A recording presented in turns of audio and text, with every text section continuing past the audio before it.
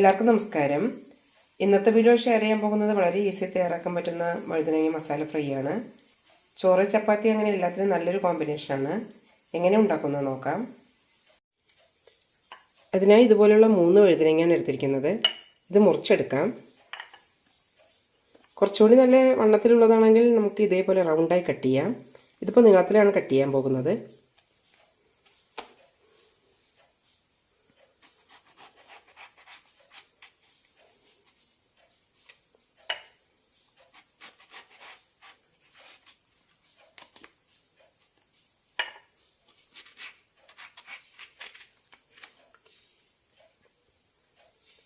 ഇത് കുറച്ച് കനത്തിലുള്ള പീസാണ്. ചെറുതായി ഒന്ന് വരച്ചു കൊടുക്കാം. മസാല നന്നായി കയറാൻ വേണ്ടിയിട്ടാണ് ഇങ്ങനെ ചെയ്യുന്നത്.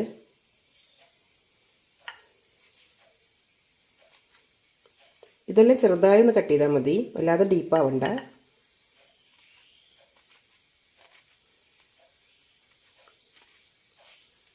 അധികം മൂക്കാത്ത വഴുതന തന്നെ എടുക്കണം. ഇതിലേക്കുള്ള മസാല കൂടി റെഡിയാക്കാം. 2 ടേബിൾ സ്പൂൺ കടലമാവ് ഇടാം. 1 ടേബിൾ സ്പൂൺ അരിപ്പൊടി, 1 ടീസ്പൂൺ മൈദയും ചേർക്കാം. 1/2 ടീസ്പൂൺ വലിയ ജീരകപ്പൊടി, 1 ടീസ്പൂൺ മുളക് പൊടി, 1 ടീസ്പൂൺ ഗരം മസാല, 1/2 ടീസ്പൂൺ ചാട്ട് മസാല കൂടി ചേർക്കാം. ആവശ്യത്തിന് ഉപ്പും ചേർക്കാം. ഇനി നന്നായി ഒന്ന് മിക്സ് ചെയ്തെടുക്കാം.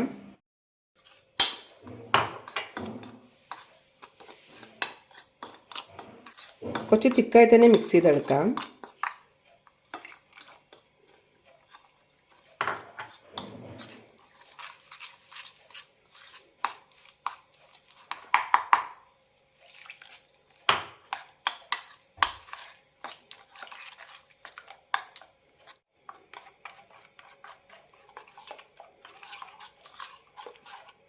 ഇതുപോലെ തിക്കാവണം. ഈ സമയത്ത് ഉപ്പ് ഒന്നുകൂടി ചെക്ക് ചെയ്ത് നോക്കാം. ഇനി ഇതിലേക്ക് കുറച്ച് കരിഞ്ജീരകം ചേർക്കാം. കുറച്ച് വെളുത്തുള്ളും,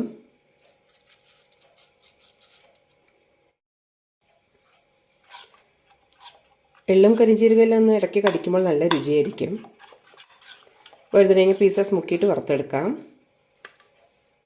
എണ്ണ ചൂടായിട്ടുണ്ട്.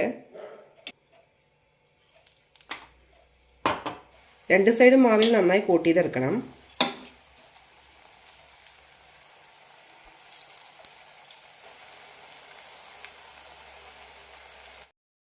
തിരിച്ചിടാം.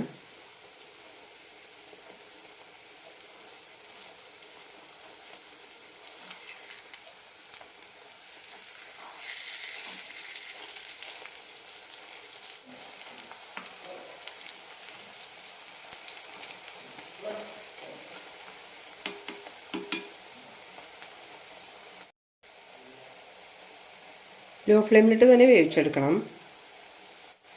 വഴുതനങ്ങ നന്നായി വെന്ത് കിട്ടണം. വേവുമ്പോഴാണ് ചോറിൻ്റെ കൂടെ എല്ലാം നന്നായി ഉടച്ച് കഴിക്കാൻ പറ്റുള്ളൂ. 2-3 പ്രാവശ്യം തിരിച്ചിട്ട് കൊടുത്ത് നന്നായി വേവിച്ചെടുക്കണം.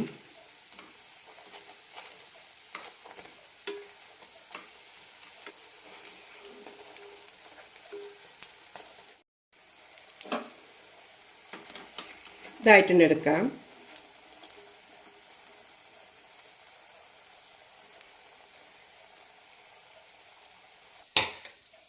ബാക്കിയുള്ളത് കൂടി വറുത്തെടുക്കാം.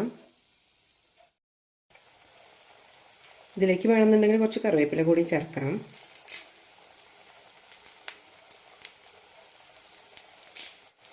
ഒന്ന് തിരിച്ചിടാം.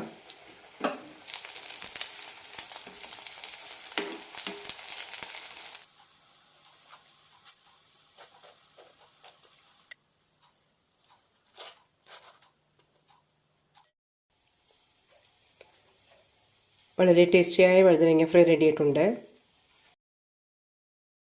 കുട്ടികളുടെ ലഞ്ച് ബോക്സിലേക്കെല്ലാം നല്ലൊരു റെസിപ്പിയാണ്. അതേപോലെ സ്നാക്സായും വേണമെങ്കിൽ കൊടുത്തുവിടാം. എല്ലാവരും ഒന്ന് ട്രൈ ചെയ്ത് നോക്കൂ.